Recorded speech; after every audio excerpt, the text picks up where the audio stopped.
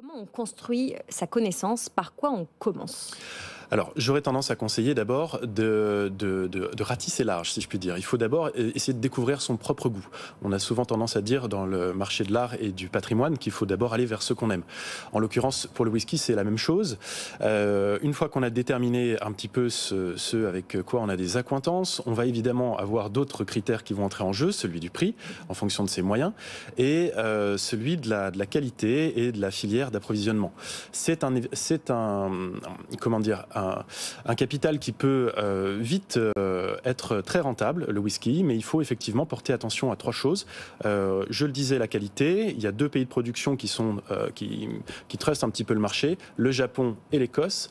Ensuite, il y a évidemment la finition. Ici, on parle d'un whisky qui a 30 ans d'âge. C'est important. Il est millésimé, donc c'est aussi quelque chose qui va rentrer en compte, qui va être pris en compte, pardon.